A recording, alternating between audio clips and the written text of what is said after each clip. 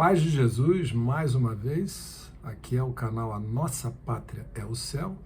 Eu sou o Fábio e esse vídeo é uma continuação dos relatos da criação de Gênesis capítulo 1 em relação ao terceiro dia da criação. Nós já gravamos um vídeo sobre isso, sobre a parte em que Deus ajunta as águas num só lugar e as chama de mares, e aparece o elemento seco e chama de terra. E vamos ver uma coisa interessante, porque a gente leu que Deus, então, depois de fazer isso, diz para a terra, para que a terra produza relva, para que a terra produza ervas e para que a terra produza árvores frutíferas que deem fruto com sementes neles, segundo as suas espécies.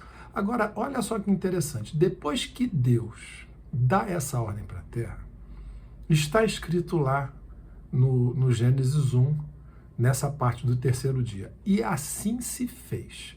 Eu vou ler rapidamente essa parte, que diz o seguinte. E disse, produz a terra relva, tudo isso que eu falei, ervas, árvores frutíferas, e assim se fez. É o final do verso 11. Agora, olha que interessante o verso 12.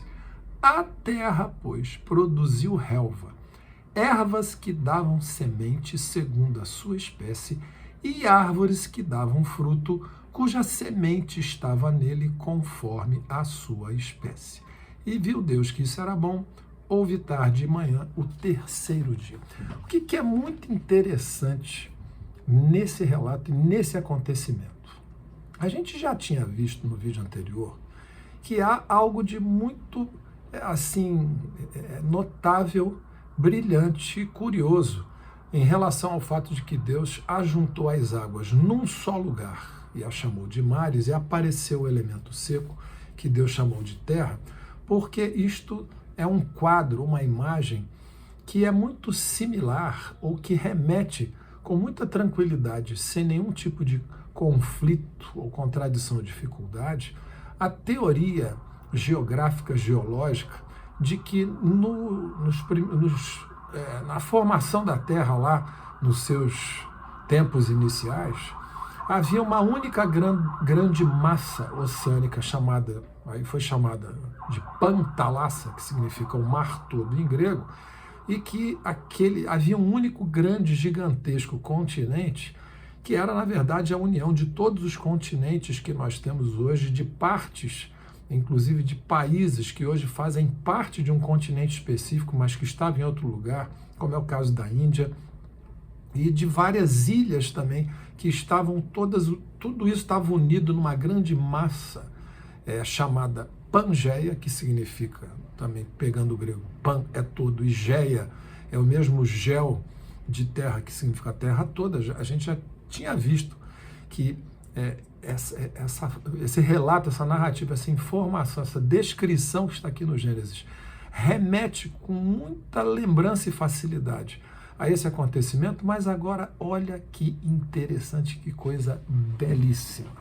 Deus diz para a terra que surgiu ali debaixo dos céus, e que surgiu em função do ajuntamento das águas num só lugar, que a terra produza relva, ervas que deem semente, e também produza árvores frutíferas que deem fruto e que tenham sementes, tudo segundo as suas espécies. Só que depois que ele dá essa ordem, está declarado aqui no Gênesis que, e assim se fez, a terra, pois, produziu relva, produziu ervas, produziu árvores com sementes segundo suas espécies. Olha que coisa maravilhosa. Deus dá uma ordem, agora diferente um pouco do que aconteceu nos dias anteriores, porque Deus dá uma ordem para a terra, que já é um elemento existente, natural, criado, ela produzir a vegetação, ela produzir vegetais, para que a terra produzisse relva, ervas, árvores. E quando Deus dá essa ordem para a terra, aqui o escritor do Gênesis escreveu assim, e assim se fez, a terra produziu isso, aquilo, aquilo outro. Ou seja, veja que magnífico mais uma vez. Deus deu a ordem para a terra fazer. E quem fez foi a terra. O que está sendo mostrado aqui é o seguinte: a vegetação vai surgir, essa vegetação específica que está mostrando aqui, ela vai surgir em função de processos que, evidentemente, a Bíblia não detalha, a narração não tem este objetivo. Nisso podemos concordar que os escritos bíblicos não têm um formato científico padrão costumeiro. Nesse momento, não existe o detalhamento desses processos milimetricamente, como seria uma pesquisa científica do solo, geológica, botânica, etc. Porém, o que este acontecimento, o que essa narração está nos mostrando, é que a Terra, um elemento criado, começou uma série de processos, diversos processos certamente começaram a acontecer na Terra, e ela, Terra, com diversos processos ocorridos nela, portanto, processos naturais acontecendo, gerou a vegetação, gerou vegetações.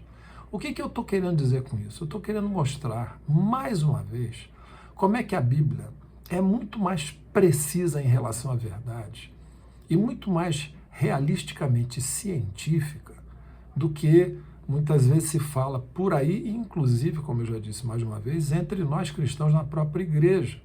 Porque olha a precisão de um texto desse escrito há milhares e milhares de anos, quando a ciência moderna não estava nem perto de surgir, de existir, quanto mais de ter sido desenvolvida como chegou até nós. Porque aqui, neste momento, veja que o surgimento de vegetações vai ocorrer porque Deus deu esta ordem para acontecer. Ele deu ordens para a terra produzir. É verdade. A origem, o fundamento, é a ordem de Deus, é a palavra de Deus. Vem da espiritualidade, daquele que é o criador de todas as coisas. Mas acontece que a vegetação surge quando a terra começa a produzir os acontecimentos, os processos que vão levar ao surgimento das vegetações. O que é interessante de se ver aqui é que é exatamente este detalhe, essa amostra de que a terra produziu relva, erva, árvores, segundo as espécies, etc., que representa o terreno do que a ciência humana efetivamente consegue pesquisar. Este é o terreno em que a ciência humana consegue atuar para entender os acontecimentos relacionados à existência que o ser humano percebe, ou seja, a natureza dentro dos limites do que nós percebemos, conhecemos, ou somos capazes de, usando alguns conceitos e algumas estruturas lógicas, imaginar. Este é o terreno da ciência. A ciência consegue efetivamente mergulhar na observação, no raciocínio, nas deduções e nas análises desses processos naturais que surgem num elemento como a Terra, que é visível, que é tocável, que é pesquisável, que é investigável, que o tato pode ir lá e identificar, que a visão pode ir lá e perceber, que os sentidos humanos podem atuar ali em contato com esse elemento natural ou com outros elementos naturais e pode chegar a conclusões. Então, o terreno de atuação científica é exatamente o terreno que investiga processos dessa natureza. Olha o que esse livro está mostrando, essa narrativa inicial, que mostra os primeiros momentos da criação, da existência do universo e da Terra, da organização do espaço terrestre mais na superfície. Deus dá a ordem. Isto é algo de natureza espiritual e este é um terreno que a ciência não investiga.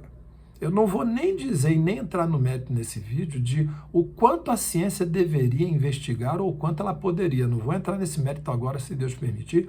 Um dia a gente grava sobre isso, mas na prática a ciência não investiga isso. Ela não entra neste terreno de investigar se existe algum princípio, se existe alguma realidade espiritual, aí usando um termo mais filosófico e próprio, metafísica, que dispare processos naturais que esteja na base, no fundamento deles. Porém, nos processos que a Terra vai realizar por ordem de Deus e que levarão ao surgimento de vegetais da vegetação, esses processos a ciência pode investigar. E olha a precisão bíblica. A precisão em mostrar que Deus deu a ordem para que tais processos fossem disparados.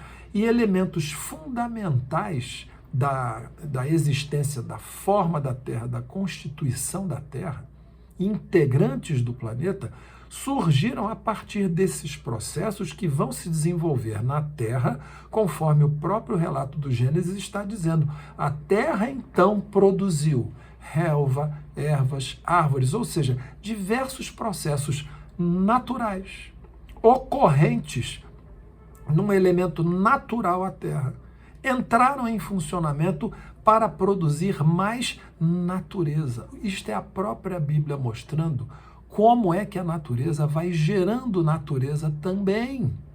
Olha a precisão desse relato, que tantas vezes é chamado apenas de alegórico, de simbólico. Isto é profundamente científico e casado com a ciência de hoje. Só que a diferença é, este terreno dos processos da terra produzindo erva, relva, etc., esse terreno a ciência consegue investigar, porque ela consegue analisar esses processos, ela consegue tentar pesquisar esses processos, ela consegue investigar, raciocinar a respeito da complexidade desses processos. Isso não quer dizer nem que ela compreenda todos, ou tenha compreendido quase tudo. Muitos desses processos ainda podem ser desconhecidos, ou muito difíceis, ou nem identificados ainda. Porém, este é o terreno em que a ciência consegue entrar para observar e chegar a conclusões.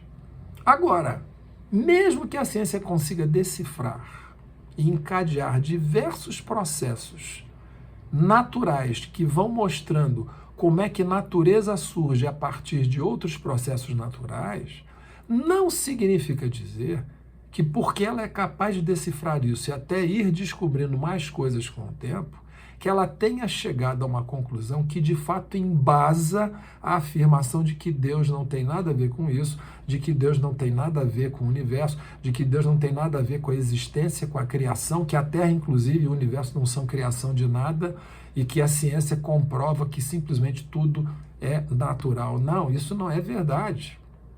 Isso não é verdade. Na realidade, o que a gente está vendo aqui é que a ciência consegue investigar elementos de natureza visível, objetivo, que ocorrem ali na Terra. Processos que ocorrem porque entraram em ação a partir de um elemento natural gerando outros. Ok?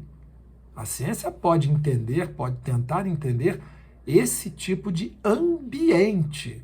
Agora, qual é a prova que a ciência é capaz de apresentar de que todos os processos que ela investiga, que ela entende, que ela descobre, o que ela vai entendendo, não tem um fundamento anterior a tudo o que acontece, ou mesmo concomitante ao que acontece, que tenha a natureza espiritual, que proceda de Deus, que tenha uma palavra divina no seu surgimento, na sua origem, na sua base, e que dispara todos esses processos. Logo, isso aqui é para mostrar, mais uma vez, como é que descobertas científicas não são ou não têm que ser necessariamente antibíblicas, e como é que o que a Bíblia ensina não é algo invalidável cientificamente só porque pode parecer. Aqui neste texto, que relata um momento tão antigo, tem um exemplo bem evidente disso. Aliás, eu não diria que é tão evidente, mas é um exemplo que no detalhe, na atenção, com a revelação de Deus, porque isso tudo depende mesmo de Deus mostrar para a gente, você percebe.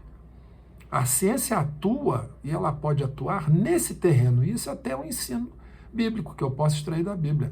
No terreno dos processos naturais que são gerados e que vão gerando natureza, nesse terreno a ciência pode pisar, e ela pode entrar com as pesquisas, com a investigação, com as análises, mas chegue a ciência à conclusão que chegar, como é que ela pode provar que todos esses processos não têm um fundamento anterior, uma base espiritual, numa ordem de Deus que mandou todos eles acontecerem? Você está vendo como é que a Bíblia é muito mais profunda, muito mais valiosa e muito mais científica do que o senso, de modo geral, pensa comum e às vezes até mesmo entre nós cristãos.